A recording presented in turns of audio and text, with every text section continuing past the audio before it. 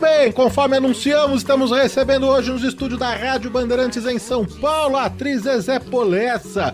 Tudo bem, doutora? Como que você tá, hein? Seja muito bem-vinda. Obrigada. Doutora, assim, me assusta. Bom, muita gente sabe, muita gente não, né? Mas a Zezé é formada em medicina, né? Pela UFRJ, não é? Sim. E, bom, essa é uma outra história que a gente vai contar também. Mas a Zezé tá aqui para compartilhar uma super novidade. Zezé tá em São Paulo com o seu novo espetáculo, Os Olhos de Nara Leão, em cartaz no Teatro Renaissance. E esse projeto, ele na verdade surgiu na pandemia, não é? Então a gente começa a ver o quanto as coisas demoram, né? Levam tempo, desde quando você foi impactada e arrebatada por essa história, por essa personagem, e até trazer mesmo, né, para os palcos. 4 anos mais ou menos, não, Zezé? Sim. Foi 2020, 2021, né? E, na verdade eu estreiei o ano passado. Eu estreiei no final de fevereiro, naquele dia 29 de fevereiro, aquele bissexto do ano passado. Então eu estreiei em 24. Foram 3, 4 anos. Mas eu tinha já um compromisso de fazer uma novela também. Então, Miguel também tinha vários compromissos. Então a gente foi... E eu fui estudando muito, né? Porque, na verdade, foi um interesse assim, que foi despertado por uma biografia que o título é Ninguém Pode com Nara Leão. Aquilo me chamou muito a atenção, do Tom Cardoso, e eu fiquei muito encantada e muito, assim, surpresa por o quão pouco eu conhecia da vida dela e pensei, puxa, isso deve acontecer com a maioria das pessoas também, não é? Você sempre gostava, assim, acompanhava, sabia as músicas, mas de uma forma...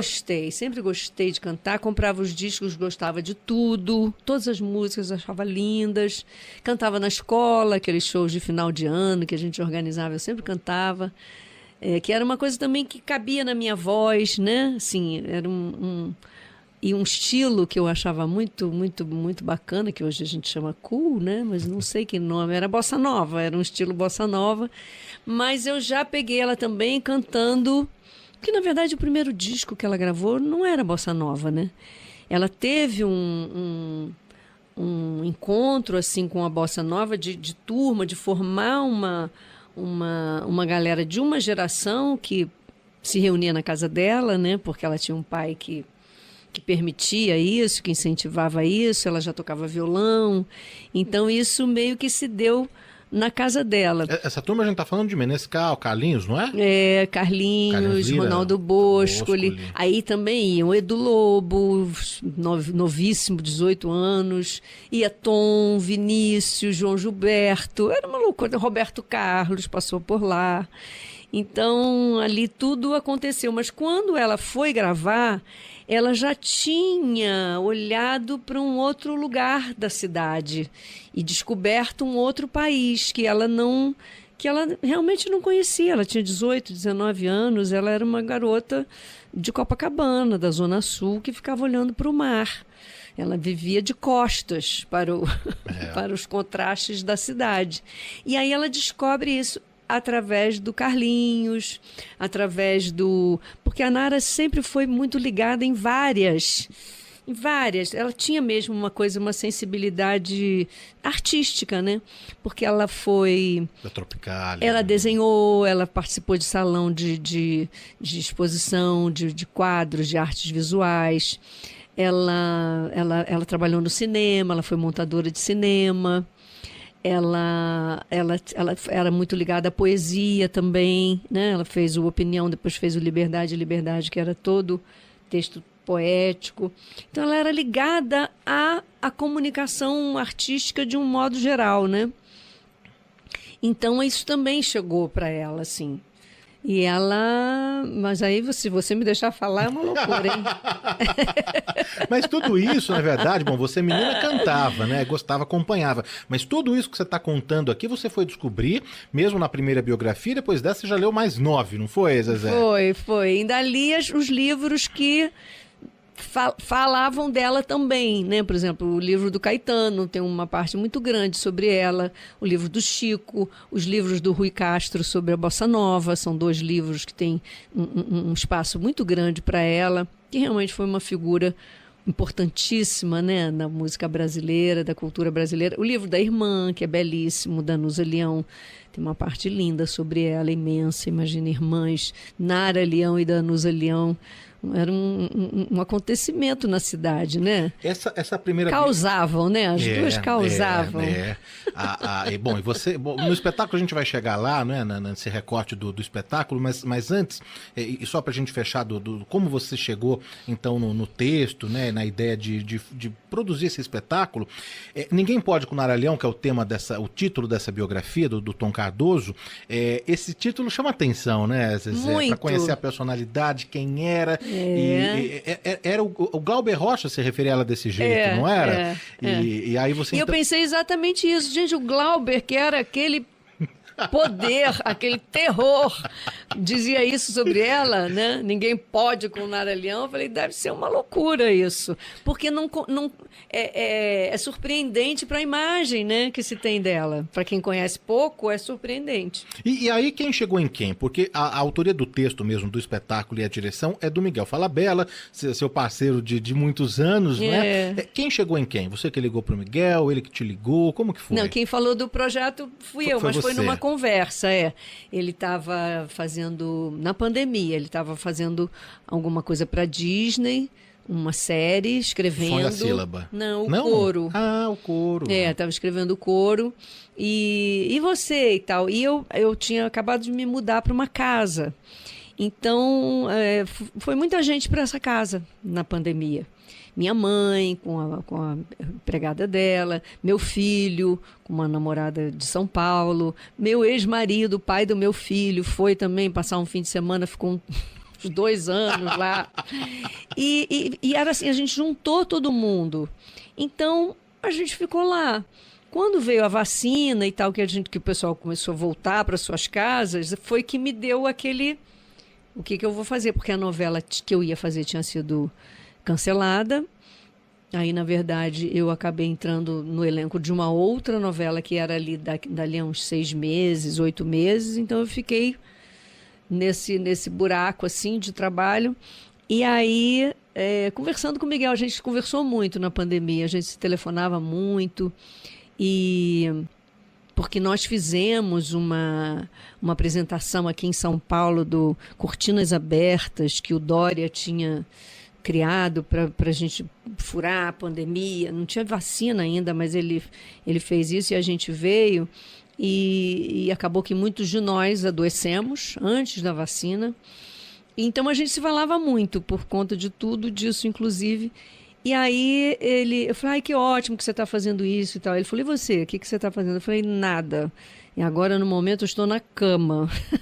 Ele falou, não, mas não pode, tem que fazer alguma coisa, o que você vai fazer? O Miguel é o homem que faz, né? Aí eu falei, a única coisa que eu tinha vontade de fazer era Nara Leão, contar a vida dela, a história dela, cantar as músicas dela. E por que não vai fazer? Aí baixou o etarismo, né? Que a gente acha que está tudo resolvido, né? Com os nossos preconceitos. Eu falei, imagina, ela morreu com 47 anos, eu estou com 69. Ele falou, mas não tem isso. Não, ele só falou isso, não tem isso. Eu falei, claro que não tem. No teatro não tem isso. Teve uma montagem recentemente de um casal de velhinhos fazendo Romeu e Julieta. Dizem que era a coisa mais linda, né? Aliás, as Julietas todas do Shakespeare, lá, principalmente na Terra, né? Uhum. Lá no Royal, tal, no Royal Theatre, elas não têm menos de 40 anos.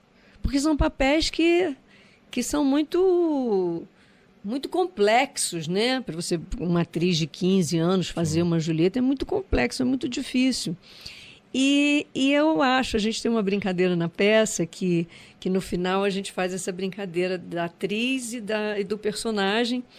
E aí ela fala, o meu cavalo, Maria José de Castro Folessa, Aí eu saio assim dela, como se eu saísse dela, em arte Zezé Polessa. Aí ela diz, tem mais anos do que eu tinha quando vos deixei. Aí eu falo, ainda bem, né? Ainda estou aqui. Ela me pega de volta. Mas você, no começo do espetáculo, você já faz essa brincadeira da caixa, né? Da caixa que é tudo possível, não é? E aí você vai colocando também que vocês não se apegaram, você, Miguel, todo mundo, a datas, né? Uma cronologia mesmo ali formal. A peça que está em cartaz no Teatro Renascença, a gente já vai passar aqui o serviço, ela fica mais em cima das lembranças, né? Das músicas, de episódios marcantes da relação com a irmã. Ela fala também desses encontros na casa, desses encontros musicais, das dificuldades todas que ela passou, porque boa parte, ela morreu cedo, com 47, boa parte da carreira dela, num período muito difícil, né? Da ditadura militar. Então, como artista, não é, Zezé? Então, é isso, não é uma cronologia formal, não? Não é, porque o Miguel descobriu o mote, né? Mote, tem um nome, agora não está me faltando, mas o mote do espetáculo, né? Da onde tudo, o coração, né? Da onde tudo vai partir, o texto, a encenação, né? E o mote é que ela morreu, está morta, como está, mas ela volta. Não como assim, eu encarnando a Nara Leão, personagem. Não, a Nara volta, porque ela pode voltar no teatro. Sim. No teatro, todos podem voltar, né?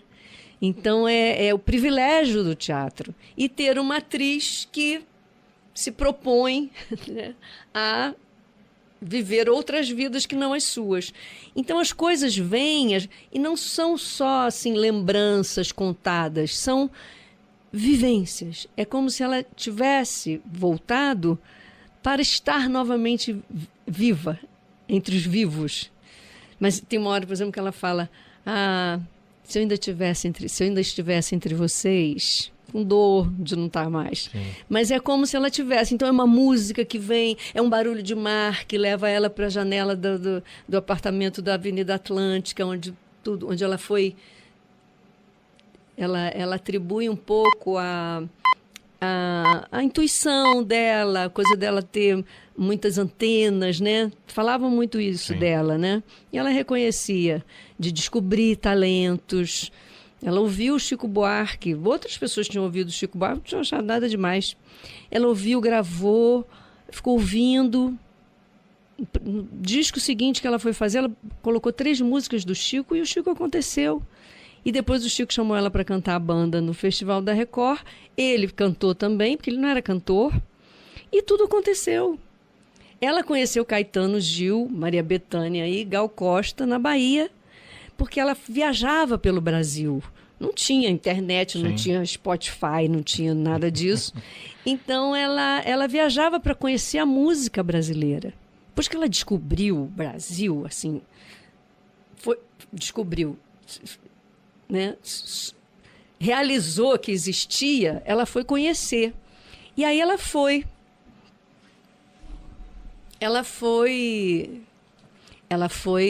até a Bahia e conhecia, namorava, porque tem essas passagens também da Nara, que namorou bastante, era muito namoradeira. Fala do Cacá Diegues, fala de alguns, né? Cacá Diegues foi o casamento, né? 2 filhos e tal, mas ela namorou muito. E ela namorava eu acho que ele era um sonoplasta que tinha gravado o primeiro show dessa galera no Teatro Vila Velha, que chamava Os Novos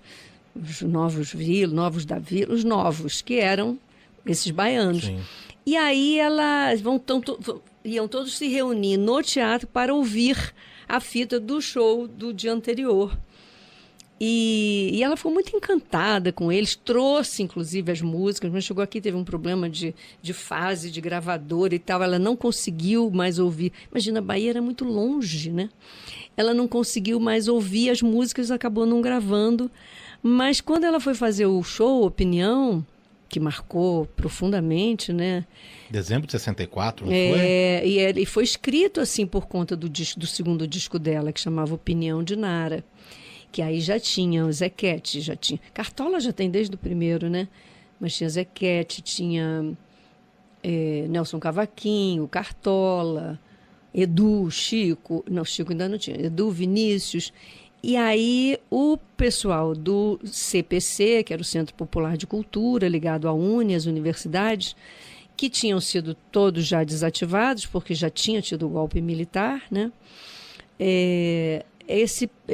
Essa galera pensou num show a partir do disco dela e concebeu assim, olha que ideia maravilhosa. Era ela, uma cantora, né, da Zona Sul do Rio de Janeiro, o Zequete, que era um sambista, um compositor do Morro, do Rio de Janeiro, e o João do Vale, que era um homem rural, né, que vinha com a música do sertão brasileiro, né? Foi direção do Boal, não foi? Foi direção do Boal, a ideia, o texto é do Vianinha, tinha Pontes também, tinha Ferreira Goulart. Depois a Bethânia acho que chegou a substituir, aí, né? Aí ela teve problema de voz, porque era muita rotina, muita poeira, ela tinha um porquê isso, né? Eu não aguentei o tranco. E aí lembrou da Bethânia, que tinha impressionado muito ela, que fugia dessa característica de ser a moça da Zona Sul carioca, mas que tinha uma característica própria, que era uma moça de Salvador, né? Na verdade, Santo Amaro, né?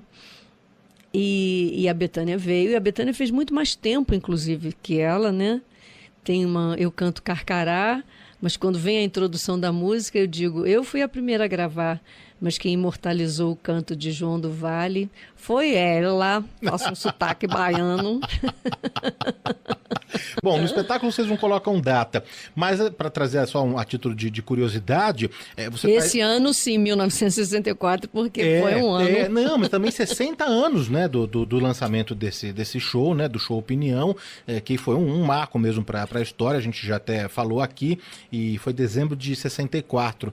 Na verdade, ele Rio, estreou né? em 64, mas ele fez a carreira mesmo em 65, por isso que se conta 60 anos, né? Você está contando aqui várias curiosidades, né? Porque depois, claro, você foi mergulhar na obra, na vida, na carreira, na trajetória da Nara Leão.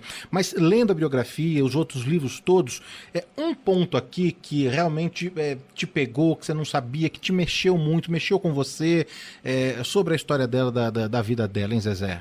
Olha, eu já sabia, assim, porque via no jornal, ela dava muita entrevista, né? A gente diz que ela é uma tímida desinibida, né? Ela não tem nada de inibição, quando ela vai falar, ela tem muitas opiniões e fala muito como ela pensa nas coisas e tal, e são sempre pensamentos muito, muito pertinentes, né? Muito, muito, muito lúcidos. Ela é muito séria, né? E aí tinha essa coisa com essa posição de ser contrária ao regime militar, à ditadura militar, porque foi um cerceamento total das liberdades.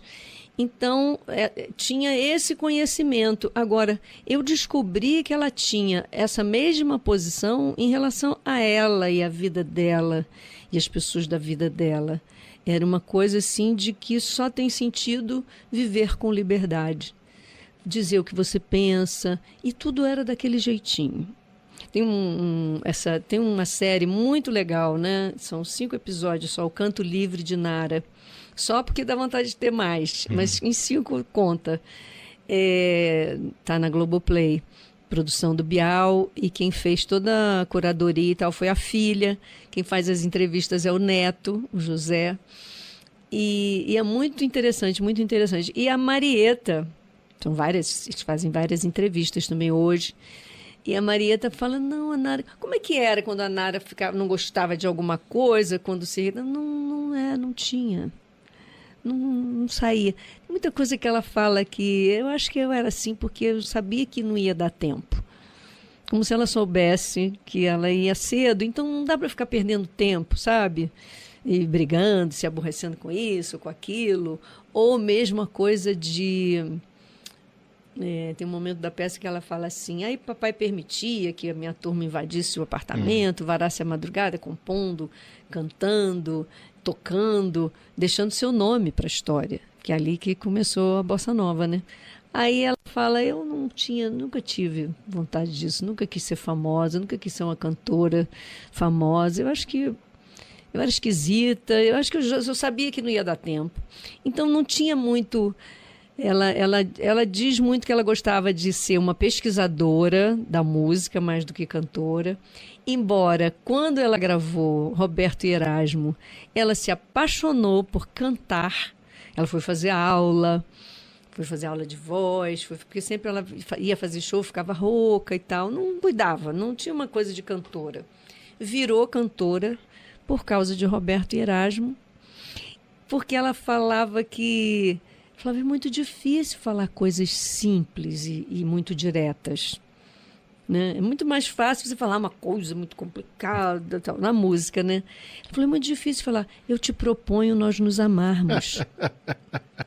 É muito simples, mas é muito difícil, porque é muito direto, né? Agora, no espetáculo, você abre no texto falando da finitude, né? Que o espetáculo ali tem hora marcada para começar, para acabar, mas que as histórias continuam, né? Que a vida continua e propõe essa reflexão, né? Para o público ali. Vou repassar aqui o serviço, passar aqui direitinho a temporada, até 21 de dezembro no Teatro Renaissance, às sextas, às 21 horas, aos sábados, às 19 e domingo, mais cedo, às 17. Teatro Renaissance fica dentro do Hotel Renaissance, na Alameda Santos, 2233. Ingressos em sampaingressos.com.br. Ainda tem um perfil aqui no Instagram, vou passar. Mas antes, já que a gente falou tanto do cantar e como a Nara se descobriu cantora, algo que chama a atenção no espetáculo, acho que do público também, de certa forma, acho que como você, Zezé, artista também, foi o seu cantar, não é? Que você precisou ali ter um processo de fono, há muito tempo você não cantava, não é? E você também já falou em outras entrevistas que você não quer imitar, não tem isso, né? De imitar, de pegar um timbre, não é um musical onde você tenta ali, né? Apesar da caracterização que tem também, mas é algo livre como Nara era, não é, Zezé? Tem assim um tom, né? Por exemplo, o timbre dela, timbre é uma coisa muito... tá no DNA, né? Isso aí ninguém imita. Mas tem uma suavidade, uma voz, né? Não era uma voz de exibicionismos, de coisa, era muito afinada. O interessante é o repertório, e a cada disco era uma coisa, abria-se uma caixa de coisas novas, né? E ela mesma falava assim, que era por mim, eu tenho curiosidade com a música, eu tenho interesse, então eu não quero ficar sempre cantando a mesma coisa, né? Mas acho que esses bons cantores, né? Eles querem desafios também, né? Mas ela era assim muito ligada, não era só uma coisa, só canto o que eu quero, mas ela era bastante popular, sabe? Ela não vinha cantar uma coisa muito esquisita, muito fora, assim, não. Ela tinha uma antena mesmo, uma sintonia com o público. Ela foi uma artista assim muito com um público muito empático, né, em relação a ela, é muito querida, né? Essa coisa do bom gosto, isso não existe, mas enfim, mas é uma pessoa que busca uma coisa assim suave, discreta, tem humor, né? Tem beleza, melodias, mas ela saiu, depois ela volta para a Bossa Nova, quando ela foi para o exílio, né? Porque chegou uma hora que realmente, depois de 68, depois do ato institucional do 5º, né, no 5, eles não tinha como fazer cinema, não tinha como fazer show, era tudo realmente muito, muito cerceado, muito censurado, e começou a violência com isso, né, invadirem teatros, e ela recebeu ameaças, e ela estava casada com o Cacá Diegues, e o Cacá levou um filme para Veneza, Os Herdeiros, e eles lá foram e ficaram 2 anos. Foram passar um mês, ficaram 2 anos. Mas também não aguentaram ficar muito, não. Tiveram uma filha lá, né? E lá ela gravou a Bossa Nova, porque ela foi muito solicitada a gravar a Bossa Nova. Mas lá ela fez muitas versões também. Tem uma versão de Opinião em francês, de Acender as Velas em francês, que eram os sambas, sim, né? Sim. Então, que não eram da Bossa Nova. Ela fez muito, e ela fazia também versão de música francesa para para a nossa língua, para a língua portuguesa, versionou também para a língua francesa. Trabalhou um pouco, não trabalhou muito não, ela queria, e foi logo depois do sucesso da banda, né? Quer dizer, a banda foi em 66, ela passou anos assim ela não podia sair na rua. E ela não gostou disso. Ô Zezé, mas e o seu cantar, hein? Porque você, como Zezé, tem uma timidez, assim, de cantar, mas quando tá ali de Nara, encara de frente, como que é isso, hein?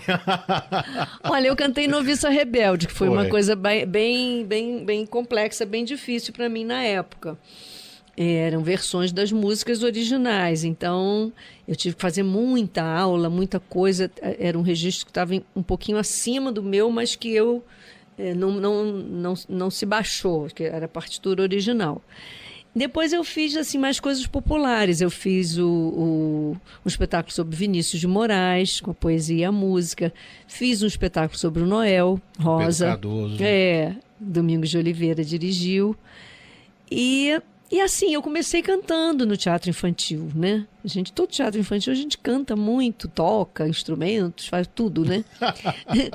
Então eu sempre tive isso, mas fui me afastando, e até porque veio uma onda, depois que eu fiz a Noviça Rebelde, veio uma onda de musical americano. E eu não tinha, assim, muito interesse, sabe? Eram músicas difíceis e tal, mas eu não tinha... Eu não gostava, não achava. Eu assistia fora, quando eu viajava e tal, assistia muita coisa, mas não era meu teatro preferido, sabe? Então eu fui realmente parando de cantar. Aí agora, mas eu nunca deixei de fazer aula de canto, por conta da voz falada mesmo, sim. Que é uma coisa que é boa para a saúde da voz, né? E então eu sempre fiz aula de canto, mas agora é diferente, porque é um monólogo onde eu falo o tempo todo e canto 15 músicas, cantarolo umas 2. Então é uma ginástica. Zezé, como que é o monólogo para você, hein? Porque o ator tá exposto porque é ao vivo, ali não tem jeito, né? Se errar, mas a dificuldade do monólogo é que você não tem o parceiro, o colega de cena, para te dar deixa, né? Então você precisa ali tá com o texto todo na cabeça, não é? Bom, não é o seu primeiro, não é o seu primeiro. Como que é encarar um monólogo, fazer um monólogo para você? Olha, quando eu fiz o primeiro, foi Flor Bela Espanca, foi Miguel que dirigiu também. Era um texto de era uma autora portuguesa, a Flor Bela é uma poetisa portuguesa, e não era para ser um monólogo, quer dizer, na verdade a autora escreveu uma peça, éramos até 2 Flor Belas, a prosa e a poesia. Ela pensava em Vera Holtz e eu. E aí, vários personagens, o irmão, 3 maridos, o pai, a mamãe verdadeira, era uma coisa, uns 12 personagens. Aí, eu estava trabalhando com o Miguel, fazendo Mefisto, e a gente fazia personagens que eram atores de um cabaré, no início do nazismo, né, na Alemanha. O texto é um Heinrich, filho do Thomas Mann. E muito, muito lindo a peça. E aí a gente ficava conversando, vamos fazer alguma coisa, quando acabar a peça vamos fazer uma coisa e tal. Porque a gente começou no Despertar da Primavera, né? Formamos o grupo, começamos ali. E depois cada um foi meio para um lado e tal. Eu tive filho, e Miguel acho que já foi para a televisão. E aí vamos fazer uma coisa. E eu sabia que Miguel era apaixonado pela Flor Bela. Eu não conhecia. E aí, quando eu peguei o texto, eu falei, vou levar para o Miguel dirigir. Achei bonito o texto, vamos fazer. E levei para ele. Aí ele leu e falou, olha, não, isso aqui não dá para fazer. Se você, conversou com a autora, se você transformar isso aqui num monólogo para Zezé, eu dirijo. Aí a autora fez isso, porque era assim, 12 atores e tipo assim, tinham 6 atores que cada um fazia uma cena. Como é que você dirige uma coisa dessa? Como é que você monta um elenco desse? Miguel já espertão, né? Falou, não, eu não sei fazer isso. É muito complicado, muito personagem que aparece pouco, não dá. Aí ela escreveu, ela demorou 5 anos fazendo esse texto e 1 mês transformando em monólogo. Para mim, eu fui surpreendida, para fazer um monólogo, não esperava. E eu gostei muito, porque eu fiquei uns 2 anos, fui para Portugal, porque você não termina, a peça nunca fica pronta. Porque como você não depende de dar uma fala certa, naquela hora certa para o outro, para você não desestabilizar seu colega, você inventa muita coisa também. Você vê que tem uma luz assim aberta e fala, não vou para lá não, vou para cá. Eu estou achando que a plateia aqui está mais tal. Vou pra... eu quase não fiz nada para aquele lado ali. Eu vou ali. E ali tem uma pessoa interessante. É uma coisa que você se contracena com a plateia. É muito interessante. E começa tudo escuro, né? Sempre assim no palco, né? A gente começa, parece lugar novo, assim, que você não enxerga direito as coisas. Aí vai iluminando. No final do espetáculo você conheceu cada pessoa que está ali. Olhou no olho de cada pessoa que está ali. Bom, eu sou assim. Então, é muito legal. Aí eu vou descobrindo coisas. Vou descobrindo... Não, ela não está triste. Engraçado, eu descobri que hoje ela não está triste falando isso. Pelo contrário, ela está afirmando uma coisa dela. Eu falava assim, eu sou muito deslocada. Ainda sou. Eu falava assim com uma... Não, eu sou deslocada. Eu sou uma pessoa deslocada. Se não fosse, né? Falava... Não, se não fosse deslocada, não faria o que eu fiz. Ser deslocado pode ser uma qualidade, não é? Depende de... Ela acredita tudo à educação que ela teve, né? A um pai que realmente criou as filhas com muita liberdade. Muita liberdade. Elas saíram da escola, ele achava que escola não era importante, diploma não era importante estudar. Então elas estudavam línguas em casa, estudavam música.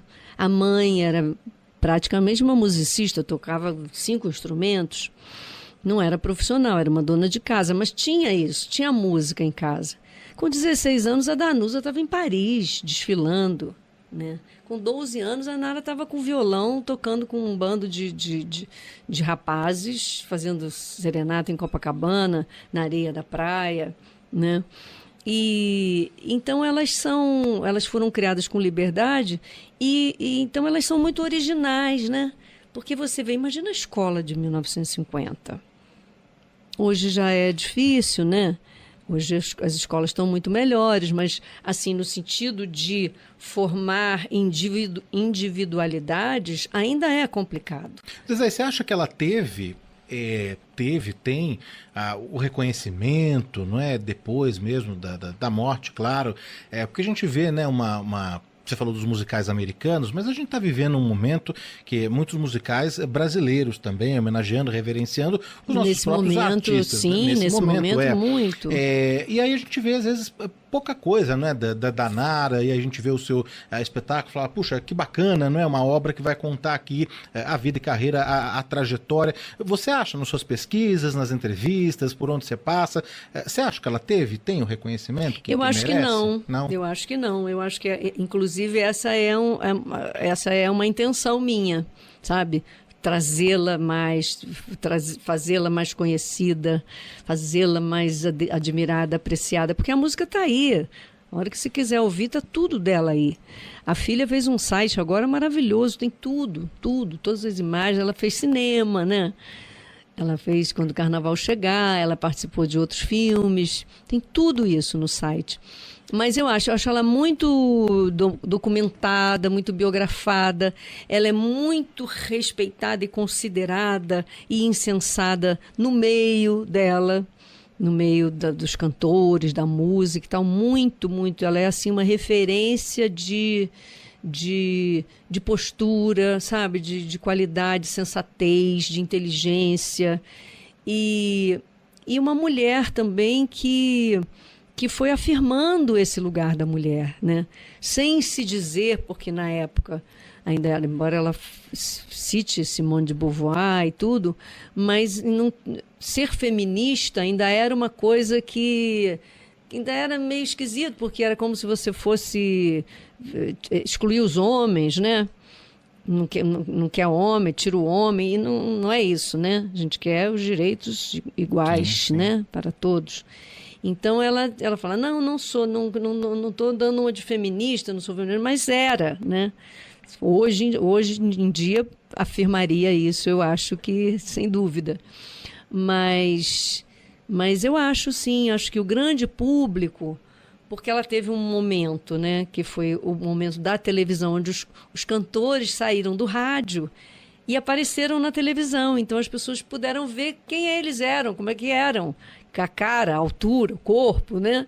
E foi nesse momento que ela surgiu com a banda. Ela já vinha, em 66, ela gravou 2 discos por ano, 2 em 64, ela já tinha gravado 6 discos. Mas ela ficou conhecida ali com a banda. Só que aí ficou mais uns 2 anos antes dela ir embora. Acho que ela ficou 1 ou 2 anos nesse negócio de avião e de hotel e de fazendo show para tudo que era lugar. Ela fala, eu não podia ir a lugar algum sem que fosse obrigada a cantar a banda. Era enlouquecedor. E depois é muito estranho quando você sai na rua e parece que alguém sempre grita, olha lá, Nara, olha lá, não podia tomar um coco. Eu não podia tomar um coco, ela fala. Que ela andava na praia, né? Gostava de ir ao cinema, a pé. Mas é isso, né? Queria fazer a arte, não queria ficar famosa, né? Existe essa diferença no seu ofício também, né, Zezé? Quantos que você... Mas depois, então, ela recolheu no exílio, né? Não tinha como. E quando ela volta, também ela está com 2 filhos. Ela demora um pouco. Esses dias eu tenho ouvido saltimbancos, que tem muita fala dela, eu queria ver a voz falada dela. E é tão bonito, uma coisa que ela fez em 77. Os filhos ainda eram pequenos. Mas aí ela participava de discos de amigos e tal, e voltou a gravar mesmo, e aí também gravou muito, na década de 70 ela gravou muito pouco. A década de 70 ela gravou muito pouco. Na década de 80, que ela gravou o disco produzido pelo Fagner com o pessoal do Nordeste. Aí ela gravou o título do Paulinho da Viola, de 14 anos, tinha eu 14 anos. No disco tem um outro nome, Samba Encabulado, Meu Samba Encabulado. Aí ela gravou Roberto.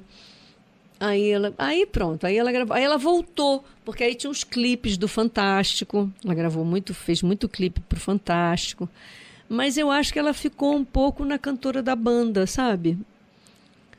Agora, todas essas histórias, o ouvinte vai ter a chance, a oportunidade de conferir no Teatro Renaissance, às sextas às 21h, aos sábados às 19h, aos domingos às 17h, Hotel Renaissance, Teatro Renaissance, Alameda Santos 2233, ingressos em sampaingressos.com.br. A gente tem também aqui o Instagram. Primeiro eu vou passar aqui o da Zezé, é só seguir @Zezé Polessa, tem lá as novidades, porque, claro, o espetáculo vai viajar. Primeiro, agora essa temporada confirmada em São Paulo. Posso já falar do Rio também, para os nossos ouvintes? Sim. Já vamos anunciar, né? Aproveitar, né? A Rádio Bandeirantes, mais de 60 emissoras afiliadas em todo o Brasil. Então vai também depois, em 2026, para o Rio de Janeiro. Sim. Para o Rio de Janeiro.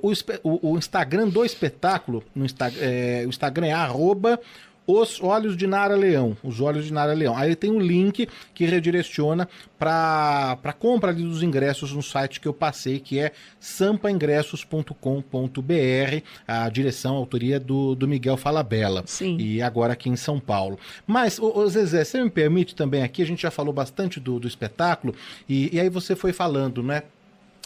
Do início da carreira, da vida da Nara, muito livre, não é?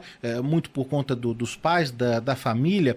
Você, nascida e criada no Rio de Janeiro, né? Nascida e criada no Rio de Janeiro. Você precisou cursar medicina por conta de um pedido da família, mas ali conciliou também o teatro, que era algo que te chamava internamente. Como que foi esse momento aí, junto, fazer as duas coisas? Você sentia prazer na faculdade ou foi algo imposto mesmo? Olha, eu senti prazer até um momento, depois foi um sacrifício terminar, porque aí realmente foi uma coisa de um pedido do meu pai e tal. Foi seu pai? Foi. Mas eu assim, fora a gente era uma família, uma familhinha assim, fechada, Nós éramos 4 meninas, 4 filhas, minha mãe, que era dona de casa, meu pai, que era um profissional liberal, saía, trabalhava muito, chegava de noite, a gente praticamente via o papai no domingo. Então a gente era muito, assim, fechada. Era ali, brincávamos juntas, fazíamos coisas juntas e tal. E a escola, quando eu fui para a escola, com 7 anos só, a gente não ia para a escola antes, jardim, CA, não sei, não tinha isso. Fui para a escola aprender a ler, com 7 anos. E eu descobri um mundo que fora da minha casa, né? Eram muitas crianças, a professora. Então aquilo me fascinou muito. O personagem professora me fascinou assim completamente, até porque eu tinha uma professora muito interessante, muito doidinha, muito, dizia que tinha um rio assim do lado da escola, a gente ouvia o barulho. E ela falava que se a gente não ficasse quieto, ia torcer o pescoço e jogar no rio. E a gente vai ficar entre acreditar e rir, rir com medo dela. E ela era muito divertida, assim. E tinha uma filha que estudava na sala com a gente, ela dava bronca na filha. Era muito engraçada. E tinha aquele palquinho. Ela fazia o teatrinho dela. Acho que naquela época ainda chamava de burro, né? Falava aquelas coisas horríveis. Mas tinha o quadro, a gente chamava a gente no quadro, e tinha a mesa dela. Então eu chegava da escola e eu todos os dias eu botava uma roupa, às vezes era até uma colcha de cama, assim, enrolava e tal. Passava um batom da minha mãe, que ela passava assim meio fora da boca. E eu fazia o dia de aula. Imitava, sim. Imitava ela, fazia as vozes, fazia as broncas, a diretora entrava. Tinha um muro que tinha uma casa ao lado. Nosso era um prédiozinho, a gente morava no térreo e tinha uma área atrás. A minha escola era ali. Tinha uma casa com um muro que tinha uma costureira. E muito tempo depois a gente foi visitar ela, depois que a gente mudou de lá. E ela falou que de vez em quando, ela falava Maria, minha família me chamava de Maria. Eu sou Maria José. Sim. Maria, de vez em quando, eu sabia que se você estava brincando sozinha e tal, acho que minhas irmãs deviam estar na escola, no horário, eu subia no muro para ver se você realmente estava sozinha, porque eram tantas vozes. Falei, nossa senhora! A minha mãe hoje lamenta assim, ela fala, puxa, a gente não teve um olhar assim de ver que você já era uma atriz, mas não era, eu estava brincando, eu era uma criança, tinha 8, 9, 10 anos, até que eu tive essa professora 4 anos. E aí, a primeira coisa que eu quis ser na vida foi professora primária. Eu achava lindo alfabetizar e tal. Fiz escola normal, também lá fui embora para o vestibular de medicina, porque eu tinha um tio muito querido, que era médico, que chamava José Maria, que tinha operado a minha mãe estava quase morrendo, ele operou, salvou a minha mãe, então eu fiquei com essa coisa, com a medicina e adolescência, né? Adolescência, eu acho que a gente tem essa coisa de querer fazer uma grande coisa, salvar o mundo, né? Acabar com o sofrimento das pessoas e tal, e a medicina caiu como uma luva, e eu também gostava de estudar. Até hoje eu gosto de saber coisas que eu não sei, aprender. E a medicina era um vestibular dificílimo, né? Isso me atraiu muito. E lá fui eu fazer o vestibular, passei. Mas toda escola que eu ia, por exemplo, na escola normal, eu tive um grupo de teatro, depois na Aliança Francesa, eu estudava na Tijuca, tinha um grupo na Aliança de Copacabana. Depois os contadores. Contadores de histórias foi logo na sequência, fazendo medicina. Mas na escola de medicina, exatamente, eu não consegui formar um grupo de teatro, claro. As pessoas estudavam de 7 às 6, depois ia para o plantão, ninguém queria fazer teatro. E aí eu fiquei muito mal, assim. Aí eu comecei a descobrir essas coisas de teatro fora de escola, que uma delas foi o Contadores de História. Eu não sei, é porque você quando tem um interesse numa coisa, as coisas vão acontecendo, né? Mas você assistia, assim, peças? Que assistia. Você ia? A primeira vez que eu fui ao teatro eu tinha 14 anos, também não fui no negócio de teatro na infância. Sim. Eu ia... Eu estava na faculdade, tinha um projeto no Rio, não sei se teve em São Paulo, chamado Teatro Popular, era uma campanha das combis. Paravam umas combis, assim, numas praças e vendiam ingressos muito baratos, assim, metade do preço, 10% do preço. E eu lembro que eu ficava assim, eu tirava um dia, ficava naquelas fila toda e comprava muitos, eu via muitos espetáculos. Não tinha muita companhia, porque o pessoal da Faculdade de Medicina não estava muito interessado. Então comecei a ir muito sozinha ao teatro, e aí, como eu estava sozinha, acabava a peça, eu ia falar com os atores. Então eu fui conhecendo pessoas. Eu faço, eu já fiz, agora eu estou fazendo na praça, não sei o que lá. Então teve esse movimento também, agora que eu estou me dando conta dele. E aí, quando chegou lá pelo 3º, 4º ano, eu realmente, quando começou o negócio da clínica, mesmo de hospital, de plantão e tal, começou a ficar bem, bem difícil. Mas você se formou, você me formei. Concluiu. Me formei, dei o diploma para o meu pai, agora peguei de volta, porque ele partiu. E aí depois, claro, o teatro te chamou com essas duas companhias, com esses movimentos, né? Na Aliança Francesa, depois o Despertar. Que vocês montaram. Despertar, eu estava terminando, quer dizer, eu estava fazendo uma extensão, como se fosse uma residência em saúde pública, porque eu falei, clínica realmente não dá, eu desmaiava, né? Não podia ver uma cirurgia que eu desmaiava, não podia ver sangue. Aí eu falei, bom, saúde pública, e eu gostava, era uma galera do pensamento, né, da saúde. Sérgio Arouca era o nome do diretor da Fiocruz, eu fui estudar na Fiocruz. Aí na época do Despertar eu estava fazendo esse e tinha uma bolsa, já tinha um salário e tal. Aí quando terminou esse curso, eu falei, não, acabou. Isso foi em 80.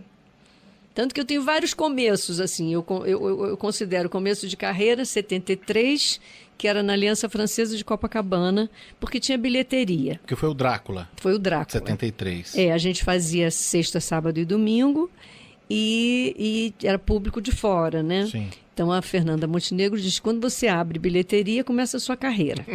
Então começou ali, mas era muito amador. Aí depois tem um outro começo, 79, que é o Despertar. E depois tem um super começo, que é depois que eu tive meu filho, eu falei, bom, é isso aqui que eu vou fazer, não quero mais nada que me tire disso. É meu filho e meu trabalho. E ser atriz. Em muitos lugares tem aí que você chegou a fazer o tablado, mas você nunca fez escola de teatro, né, Zezé? Não, minha escola é na vida. É na raça. Agora, 73 é na arena. Que você colocou, né? Que abriu a bilheteria mesmo, 73 com Drácula. Agora, televisão, acho que só mais ou menos 10 anos, né? 9 anos depois.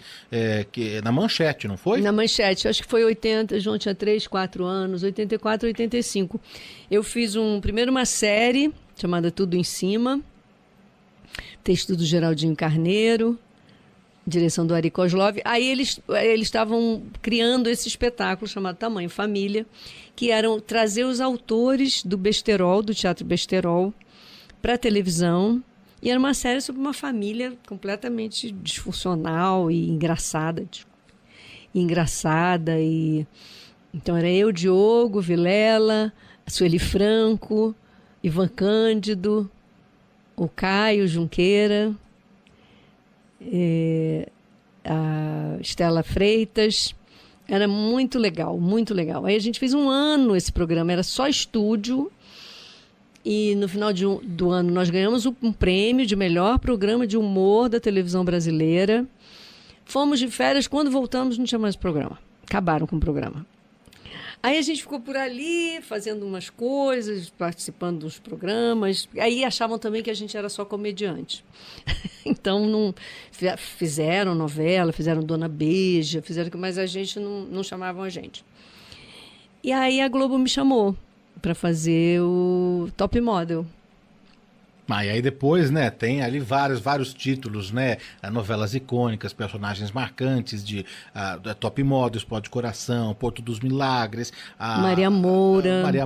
E o da Furacão que você fez também? E o da Furacão, fiz a mãe do pai. Aí agora mais recente, Verdades Secretas 2, Amor Prefeito, cinema também, passagens pelo cinema. Eu queria saber o seguinte, você lembra, né, claro, todas as novelas, e você tem uma memória ótima, né, e os personagens todos, e você lembra do nome, de bordões ali. Mais ou menos. Ah, você lembra, sim. Você é apegado, Zezé, às suas personagens, você tem ciúmes, quando termina um projeto, um trabalho, uma novela que... A gente fala mais da novela, porque a novela você fica ali 8 meses, 9 meses, né, com aquela personagem, mas quando termina, você coloca ali numa gaveta, zera tudo para começar um novo projeto. Você tem ciúmes? Como que é essa relação com suas personagens, hein? Olha, eu gosto muito de trabalhar, eu gosto muito como eu crio meus personagens, como eles se relacionam com o público. Adoro o meu trabalho, adoro a minha profissão, mas eu gosto muito da minha vida também.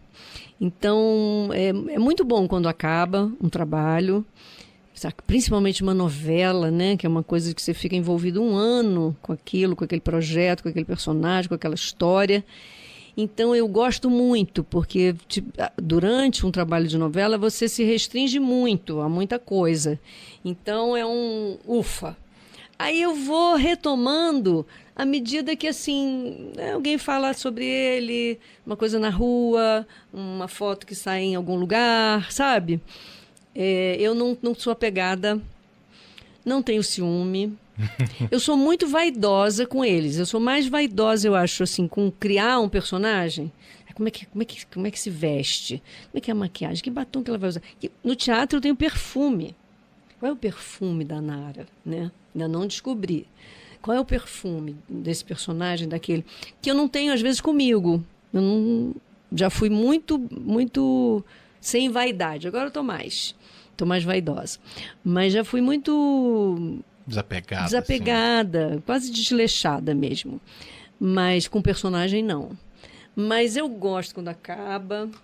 Acho bom que acabe. E também acaba, você retoma a sua vida, vai fazer uma viagem, vai cuidar da família, né? Eu tenho mãe, tenho filho e mãe. Minha mãe tem 95 anos. Que beleza. Uma graça. No Rio, mora no Rio. Mora na casinha dela, é uma graça. E aí você falou, a gente, né, vai traçando esse paralelo entre Zezé e Nara, afinal de contas é o projeto que você está agora, né, no teatro, e aí você falou já aqui para os nossos ouvintes dessa questão da fama, não é? Da Nara, dessa hiperexposição, né? Você também já falou que valoriza muito a sua vida quando termina os seus projetos. Como que você lidou e lida com isso, hein, Zezé? De ser abordada, de ser vista, do assédio. Você está, às vezes, no aeroporto ali cansado, você só queria ficar sentadinha ali, esperando, né, o embarque. As pessoas vêm, mas elas vêm, acho que a maioria, né, com muito carinho, né? Tem a questão dos paparazzi. Você sabe que até o meu trabalho de conclusão de curso na faculdade de jornalismo foi sobre a relação dos paparazzi com as celebridades, né? Eu fui ao Rio de Janeiro, fiquei uma semana lá para entender esse mercado, essa indústria, e como as figuras, não é? Lidam com isso, porque tem gente que falou para mim, a Cacau, por exemplo, a Cláudia Abreu falou, eu entendo isso como parte do meu ofício. Já do jornalismo, a Ana Paula Araújo, ela falou que ela tem uma filha pequena, e aí a filha se incomoda, e ela fica mais preocupada com a filha que é pequena. E para você, hein, Zezé? Olha, eu tive, assim, alguns momentos. A Top Model foi um momento que me assustou. Foi aquela avalanche, né? Foi, e tinha muita criança também.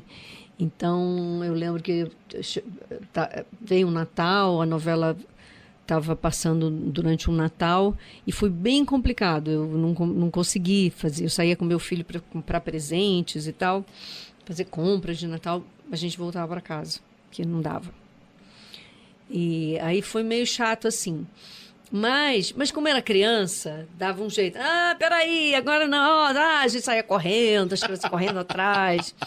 Então, não foi assim, mas é um cerceamento, né? Depois, a Maria Moura tinha um outro horário, que também fez muito sucesso, né? Mas era um horário mais tarde, era um outro tipo de público.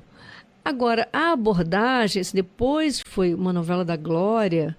Quando eu fui ao Pará, eu também levei um susto, porque eu fazia um personagem de lá, do Pará, a Edinalva, e assim, teve que ter cordão de isolamento e uma loucura. Eu levei um susto também.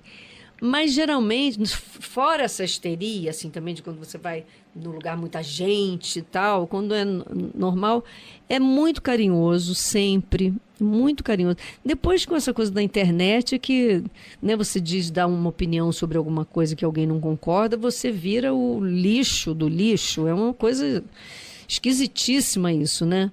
Eu já passei, assim, tardes deprimida com coisas que disseram. A seu respeito.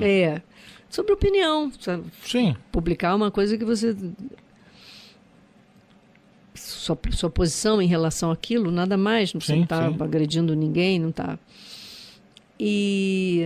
Mas geralmente é muito, muito carinhoso, muito, muito bom. Algumas coisas são muito especiais, né? Você jamais teria encontros assim se não fosse por isso, né? Assim, fora do Brasil não, dentro do Brasil, fora do Rio de Janeiro, né? Quando a gente viaja, o Nordeste, Brasília, o Sul, é muita gente que a gente não se dá muito conta. A internet mudou muito tudo isso, né? Mudou muito essa questão de 300 mil seguidores. Não, e além disso, desculpa te cortar, te interromper, mas além disso, agora tem páginas, né, de pessoas que ficam justamente caçando os artistas, e aí colocam, veja como tá tal artista, ou como foi a reação do tal artista no aeroporto. Eu não sei, eu acho isso, expor isso, você fica filmando, porque hoje, antes... Eu acho que a gente não pode ver, assim, porque não... essa pessoa não tem nenhum objetivo a não ser bagunçar com a sua vida, ou, entendeu? Te esculhambar. Qual é o objetivo? Né?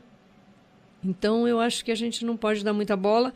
Eu acho que as pessoas também, eu acho que aquilo entra por aqui, sai por ali, daqui a pouco a pessoa está com o que ela pensa daquele artista, continua com o pensamento dela. Eu acho que as pessoas conhecem, acho que a novela, essa qualidade da novela brasileira, ela forma muito o público, sabe? Eu acho que o público sabe muito, assim, quem é bom ator, quem está fazendo um trabalho legal, quem está dedicado, quem gosta daquilo que faz. O público conhece. E além disso, né, por entrar também todos os dias na casa das pessoas, rola essa intimidade, né, que as pessoas têm, na verdade, o público tem, né? Você não conhece, né, porque você tá ali, né, andando num shopping, mas as pessoas todas te conhecem, né? Então fica aquela coisa assim, até de se aproximar como se te conhecesse há muitos anos, porque é verdade, né? Você tá na casa dessas pessoas todos os anos, há muitos anos, não é, né, Zezé? Então, é claro, às vezes tem uma coisa chata que rola, como eu citei agora, essas páginas que agora, antes era um paparazzi que tinha, hoje você tem muitos deles que nem são paparazzi, ficam ali nas páginas. Né? Em todos os shoppings tem, na praia. É uma loucura. Mas olha, para ver a Zezé mesmo de pertinho, esse novo trabalho dela, convido aqui o ouvinte novamente a acompanhar no Teatro Renaissance, até 21 de dezembro, sextas às 21 horas, sábados às 19 e aos domingos às 17, o espetáculo Os Olhos de Nara Leão. Os Olhos de Nara Leão, direção do Miguel Falabella, ingressos em sampaingressos.com.br, e já passei aqui o Instagram, já que a gente tá falando tanto de rede social, @ Os Olhos de Nara Leão e também @ Zezé Polessa. Zezé, brigadíssimo, viu, pelo papo, pela visita, por dividir as muito obrigada. Da sua carreira, da sua vida. Olha, as músicas são lindas. Foi uma das coisas mais difíceis, assim, da feitura do espetáculo, foi escolher as músicas, porque é tanta música boa, tanta coisa bacana que ela cantou. Então são 17 músicas, assim, muito lindas. E o público gosta de cantar junto comigo, é ótimo. Quer escolher uma pra gente encerrar aqui? Pra tocar? Pra gente tocar aqui, pra gente encerrar a entrevista, uma da Nara? Vamos tocar então o Barquinho. Vamos. Que é um ícone da Bossa Nova. Dia de luz, festa de sol, e o barquinho a deslizar no macio azul do mar. Tudo é verão e o amor se faz num barquinho pelo mar que desliza sem parar, sem intenção. Já estouramos aqui o tempo, né, do Unidos pelo Pequeno. A gente já vai passar aqui para o Denis Mota. O Eduardo Chacarian aqui